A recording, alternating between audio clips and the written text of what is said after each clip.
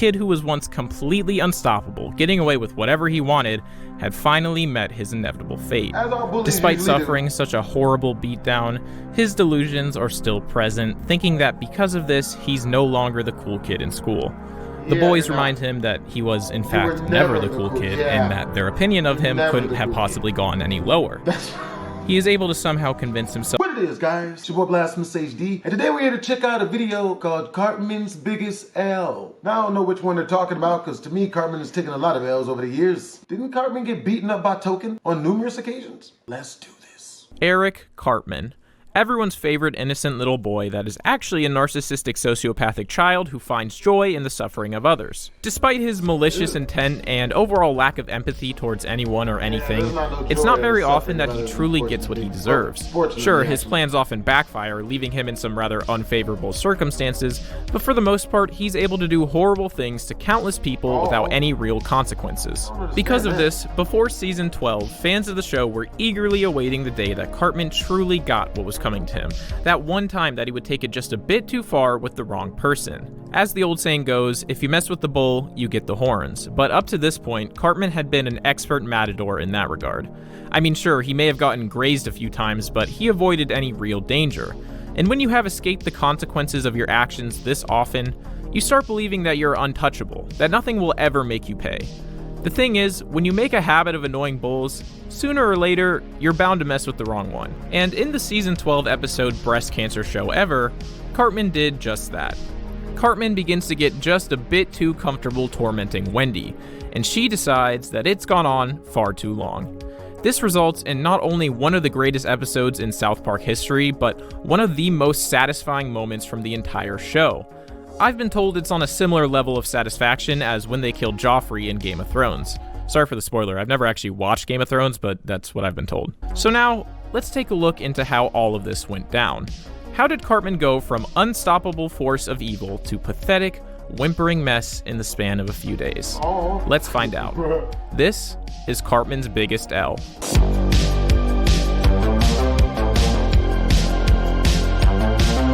The episode begins with Wendy giving a report to the class about breast cancer awareness, an incredibly serious topic that is absolutely not funny in any way. As Wendy continues her presentation, Cartman can't help but burst into laughter every time Wendy says the word breast. You know, watching this show a lot, you can sometimes forget that these are supposed to be 4th graders, but then they have a gag like this and you're like, yeah, I probably would have laughed at that in the 4th grade too. Cartman just keeps going, saying whatever he can to get under Wendy's skin, with Wendy getting increasingly frustrated. Me? You're the one talking about killer titties. She then says a line that pretty well encapsulates the progression of Cartman's character up to this point. Will somebody do something? Every week he gets worse and nobody does anything. Cartman continues to pester Wendy completely unprompted. This causes Wendy to lose her patience, challenging Cartman to a fight after school. Cartman confidently accepts, posturing for all the people around, but it's pretty clear that he's not taking this thing seriously, joking with his friends about it at lunch. Wendy, on the other hand, is clearly taking it pretty seriously, as she's over there looking at Cartman like she's about to fight for the UFC middleweight title. This definitely gets Cartman's attention, and he begins to realize that he may be in a bit over his head. This only gets worse when the rest of the boys discuss how embarrassing it would be for Cartman to lose to a girl, and how poorly everyone would think of him after that. Now this gets Cartman really nervous, since he's delusional enough to think that everyone really likes him and that this would totally ruin his image. Because of this, he immediately goes to Wendy and apologizes for his comments. Wendy says that if he were really sorry, he would say it in front of everyone. And because people are looking now, he quickly switches back to his tough guy act. Oh, Wendy. Such a desperate attempt to get out of it. These students are a little too smart to see you're just making excuses not to fight me. But as Wendy continues to remind him of his inevitable fate, the facade begins to break down. Cartman is able to convince the rest of the boys that Wendy is trying to get him to call it off. Super classic troll tactics. Start a fight with someone that looks like they can beat you up, then play victim. And even goes as far as to pull her into the janitor's closet and lie to her about his mother getting breast cancer in an attempt to get her to feel sympathy. When that doesn't work, he tries to bribe her with $27, tell her that he has muscular dystrophy, and tell her that his mom has muscular dystrophy. My mom has muscular dystrophy. In her boobs. Wendy reminds him once again that there is no way out of this. He is so desperate at this point that he's willing to do literally anything Wendy wants him to. Jesus Christ! No. Unless you want me to. You want me to have self-respect, then I will. Of course, he's willing to do anything besides publicly admitting that he doesn't want to fight. So, in a final show of just how pathetic he can be, he literally eats his underwear in front of Wendy. Oh, boy. This, of course, doesn't change Wendy's mind and just solidifies what a coward Cartman is. He decides to switch up strategies and goes to Stan to try to convince him to get Wendy to stop. Yep. He does so by pretending that Wendy is doing everything that he's doing. Yeah, I've had so many people try this type of stuff on me, only to come and find me cracking jokes, as I always am. Told me she doesn't want to fight. She's just stuck, Stan. Because she knows I'm gonna kick her ass, but she feels like if she doesn't fight me, all the kids are gonna call her chicken. When that doesn't work either, we cut to Cartman in class as the end of the day is rapidly approaching. They do the thing here where the topic that they're learning about just so happens to directly correlate with what's happening, and it's just a bit on the nose. And so you see, at this point Euripides knew he could not win the battle. So as the clock continues to tick, Cartman hears that Clyde has detention, and he realizes that he has one final attempt to get out of this. So, in a make-or-break decision, he goes for it. Oh.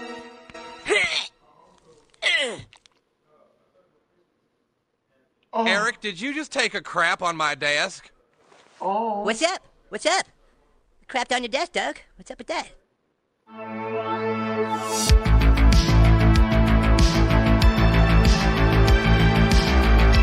Cartman is off the hook for now. He's in detention where he's safe. He makes sure to remind the boys that he didn't do it because he was trying to get out of the fight. Because I'm hardcore. You know, I'm anti-establishment. That's how I roll, dogs. I do hardcore stuff like that. He's feeling confident, like he once again got off scot-free. Until the boys tell him that the fight is rescheduled for the morning. If we're continuing with the bull analogy, it's kind of like the bull missed the first time, but now it's circling back to charge again. Completely out of options, Cartman commits the absolute cardinal sin that all 9-year-olds are familiar with. He tells his mom. He works up some alligator tears in front of Wendy's parents and tells a sob story about his lack of friends and how scared he is of Wendy. I want to be your friend because I don't have that many friends at ski. When her parents make her promise that she's not gonna hurt him, Cartman just can't help himself, knowing that he's out of danger, and pushes her buttons just a little bit more. When Wendy arrives at school, Cartman is there at the meeting place, seemingly ready to fight, but of course, as he knows, Wendy can't fight, and he succeeds in making it look like she chickened out. You know what's funny is that if Cartman had just quit while he's ahead and just let it go and quit trying to get under Wendy's skin at this point, this probably would have been the end of it, and he really would have gotten away with everything once again. But as I and all great gamblers know, you never quit when you're ahead. Cartman just can't help himself. His invincibility complex just grows stronger every time he avoids consequences, and the joy he finds in tormenting people is just too strong. So, in class, he gives the report he's been working on, and it goes exactly how you expect it to. And like the victims of breast cancer, there's something I'd like to get off my chest. Wendy is completely dumbfounded by this. Cartman has already beaten her, and he just keeps rubbing salt into the wound. She is completely and utterly helpless, forced to be tormented by Cartman with no end in sight. She gets called to the principal's office, where she tells the principal that there won't be a fight. Principal Victoria questions her on this, and transitions her questioning into what is one of my favorite moments from the entire series, where she reveals to Wendy that she is a breast cancer survivor and goes into a monologue about the harm that cancer can cause. Cancer is pure evil. It is a fat little lump that needs to be destroyed. You can't reason with cancer. You can't wish. You cannot reason with troll. There's none of that. Just understand that they're giving you the definitions of how to deal with trolls. You can't reason with them. None of that. You know what I mean? But it away.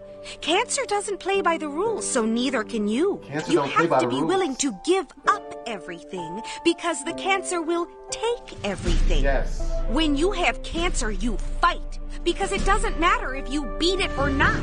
You refuse to let that fat little lump make you feel powerless. Yeah. Like I said, this is literally one of my favorite scenes from the entire show. I get goosebumps every time I watch it. If you haven't seen the full thing, go watch it now. It is Wendy understands exactly what the principal is saying. Yes, ma'am. Crush him.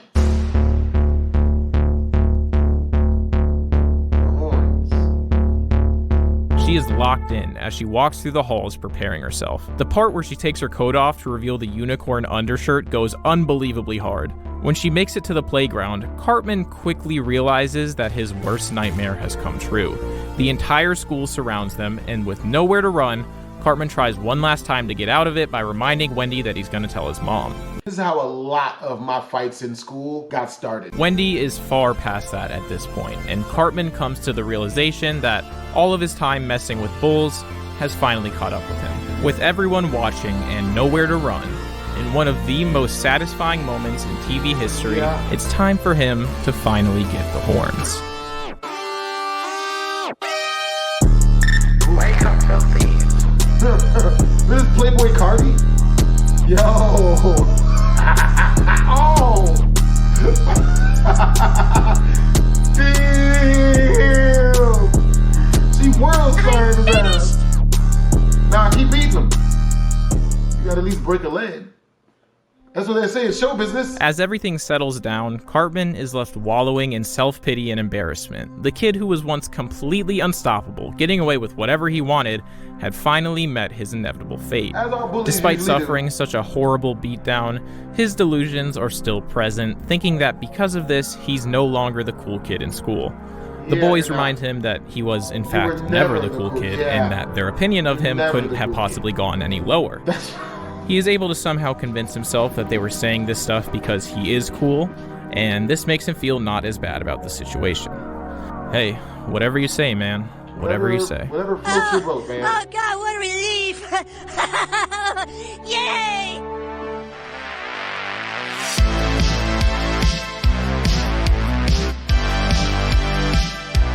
Did I mention that this is one of my favorite episodes of South Park? Watching Wendy being absolutely tormented throughout the entire episode just for trying to spread awareness of a cause really highlighted just how terrible Cartman can be. I think this is actually one of the best Cartman episodes, because every time you think he has sunk to his lowest point just to get what he wants, he sinks even lower. There are 12 whole seasons of Cartman being horrible that built up the desire to see him finally get some karma, and with this episode, they take it to another level. As the episode progresses and he keeps finding more and more pathetic ways to escape the consequences, you really begin to root for Wendy. But Cartman just keeps winning, and by the time Wendy arrives in the principal's office, you have very little hope for Cartman receiving any kind of justice. But when Principal Victoria begins her speech and you realize what she's saying, that hope quickly returns. All of the suffering that Cartman has inflicted on others for 12 years has built up to this one moment, and the payoff is sweeter than we could have ever imagined. Cartman had been tormenting the town for over a decade, and Wendy knew that no one would do anything about it. So, she took matters into her own hands. And delivered. I thought it would be fun to try to figure out exactly how much time Cartman would serve in prison were he to be found guilty of every crime he's committed. A few things to note before we begin, though. He is being charged as an adult, because he clearly has the mental capacity of an adult, and it's only fair. I'll give you that. I'm only counting each individual crime he has committed, so this doesn't account for the multiple counts of each crime he's committed, as that would take an insane amount of time to try to find each instance of every crime he's committed, so yeah, this is just to simplify it. Now, obviously, this will skew his sentencing a bit to be lower than it should be, so to try to make up for this, each crime he's charged for, he is guaranteed to receive the maximum sentence, so hopefully that makes up for the years that will lack from multiple counts of each crime. With that being said, this estimate is still probably on the lower side, so you could take this as sort of the minimum amount of time that he'd serve. Oh yeah, and I use Colorado laws for most of these crimes, besides the ones that are not committed in Colorado, so if the sentencing seems different than what you know, then that's probably why. And I'm sure I missed a few crimes, so let me know what I missed in the comments. Alright, let's do this. How long would Cartman's prison sentence be? Now, the worst crime that Cartman has committed by far is leaving his internet browsing history completely exposed and unprotected. Now, there are actually quite a few examples of Cartman murdering someone, but all of them are a little bit iffy as to whether or not it could be considered actual murder, but the one that you can argue is in The Last of the Mohicans when he clearly murders some Mexicans. So, in Colorado, first-degree murder carries a life sentence. Dang. I mean, it should. Yeah, he's so In cow days, Cartman suffers a severe concussion and believes he is a Vietnamese prostitute. He does the things that prostitutes do. In Colorado, this carries a max sentence of 6 months. That's it? For vandalism, there's obviously a ton of examples of this, but we're going to give him the benefit of the doubt and say that he's only vandalized between $750 and $1,000, which classifies as a Class 1 misdemeanor and carries a 1.5-year sentence. I didn't end up vandalism. For manslaughter, he accidentally murdered Kenny whenever he was having hallucinations on Ritalin, and in Colorado, manslaughter carries a maximum 6-year sentence. You gonna hit somebody with a frying pan as it's still covered in delicious bacon? He is a psychopath. I'd at least ate that first. The most obvious example of this is the fact that he intentionally got Scott Tenorman's parents killed. Now, I couldn't find much information on how exactly Colorado would rule this, but in my mind, this is similar to a murder for hire plot, and in that case, Cartman would be charged with first-degree murder, giving him a life sentence. Dang. About the first degree. This one was kind of hard because I'm not sure if it's technically illegal to talk someone into doing this. It is. But Cartman has done that, and based on some other cases I found, people have been sentenced to about 1.5 years for this. I heard a chick got sentenced to like 10 to 15 by coaxing this dude that she was talking to into doing that. Don't do it. Yeah. Now, Cartman has developed a habit of hitting various animals with a stick and just being generally abusive towards animals. But because it's not severe abuse, it likely would fall under a misdemeanor animal abuse charge, which carries with it a 1.5-year sentence, as well as 1-year mandatory parole. Once again, he has done this many times. The first one I think of is when he tried to kill Kyle with a wiffle bat, obviously unsuccessfully. And in Colorado, attempted murder carries a max sentence of 48 years.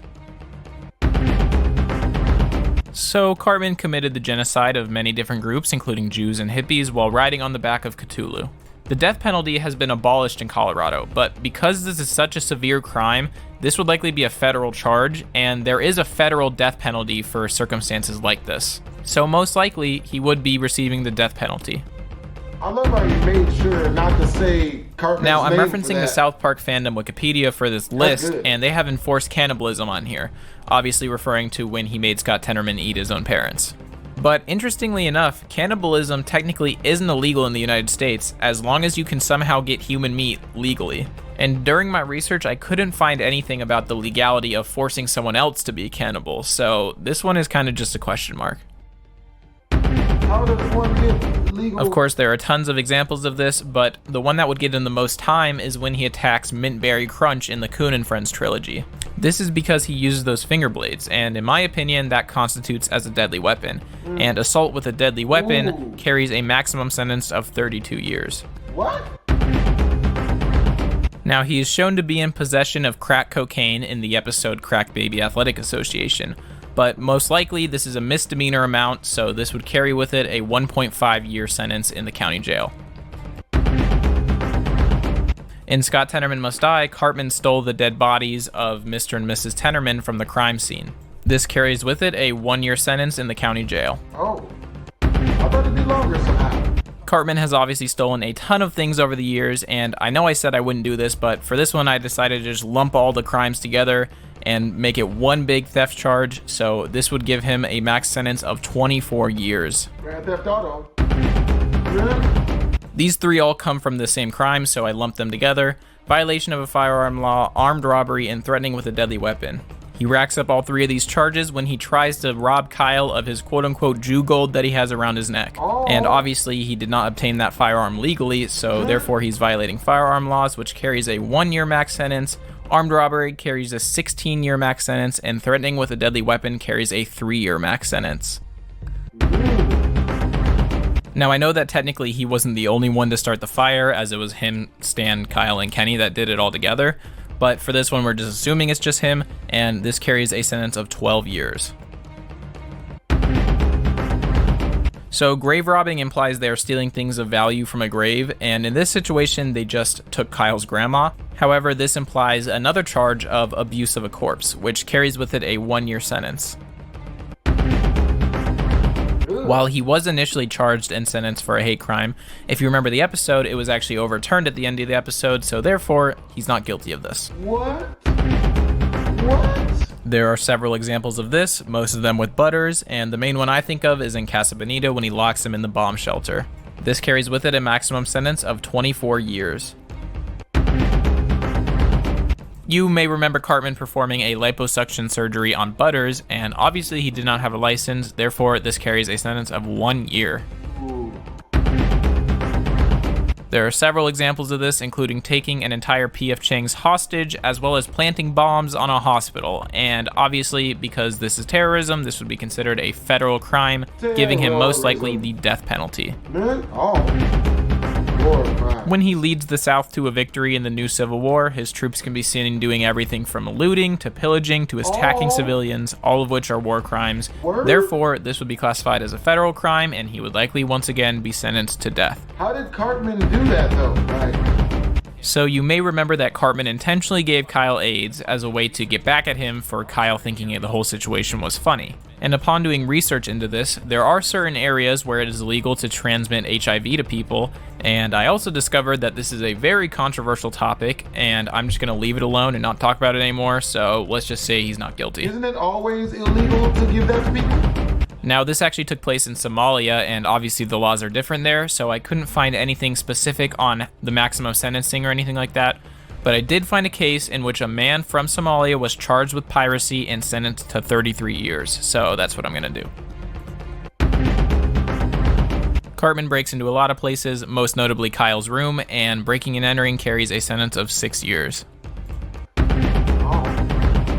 This one's kind of a stretch, but he has taken his mother's credit card several times to pay for things, and technically speaking, this would be classified as credit fraud and identity theft. Therefore, credit fraud carries a 1.5-year sentence, and identity theft carries a 6-year sentence.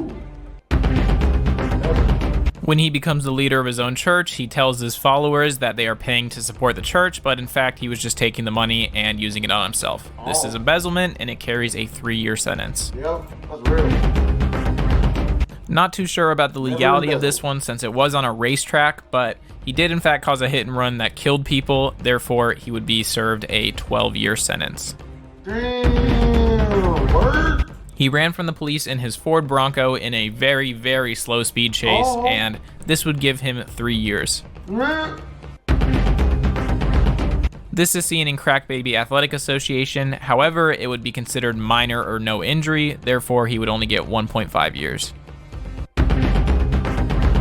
When he consumes an unholy amount of Vagisil without paying for it in the shop, this would still be considered a petty theft, therefore only 6 months. How do you eat that? No. He's done this several times, but most distinctly he did it to Captain Hindsight in Coon and Friends, and this carries with it a 6-year prison sentence as well as 3 years of mandatory parole. We need to respect his authority, of course, and because of that, he will get a 1.5-year sentence. He technically committed fraud whenever he won the gift certificate after pretending to be handicapped in the Special Olympics. Therefore, this would be considered petty fraud, and he would receive about 6 months. Oh, I thought it'd be longer. Oh no. Yes, he did in fact force sexual acts upon Butters, and this would be considered sexual assault without force. Please, life. Which carries an 8-year prison sentence, and he would have to become a registered sex offender. Cartman was just suing everyone for no reason, and this would be considered contempt of court, which gives you a 6-month sentence.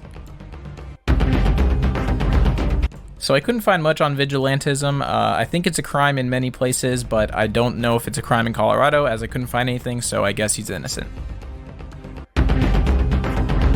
This one is also kind of slander, as he said a lot of false things about Wendy in order to try to get her in trouble, and this would give him a 6-month sentence. Yes, hitchhiking is actually illegal in Colorado. Not only is it illegal, it carries a 2-year maximum sentence, which is kind of insane, but yeah. I didn't know that. Despite being one himself, he did technically produce and possess cheese pizza. If you don't know what I mean when I say cheese pizza, just look at the initials and I'm sure you'll figure it out. But because he was technically producing the cheese pizza, this gives him a 12-year sentence as well as 3 years of mandatory parole. Oh God, that's awesome. I know a dude who'd be doing like 45 years if people would hold him accountable, but oh boy. All right, and now for the moment you guys have been waiting for. We've listed all the crimes he's committed as well as the sentencing for each of the crimes. So let's go ahead and tally everything up and find out exactly how hard that gavel is going to come down on him. Let's get a drum roll. And on account of being found guilty of each and every single one of these charges, you are hereby sentenced to 3 federal death penalties, 2 life sentences, 273 years in prison or jail, 7 years of mandatory parole, and you have to become a registered sex offender. Lame. Yeah, he did all of that. Hope you guys enjoyed the video. You know what I mean? Make sure to comment, like, and or subscribe. If you guys want to chill with me off camera, the best place to do that is Snapchat. That's where I'm on the most. You know what I'm saying? So you'll find out all the intricacies of my life. And I'm always on there playing Flappy Bird.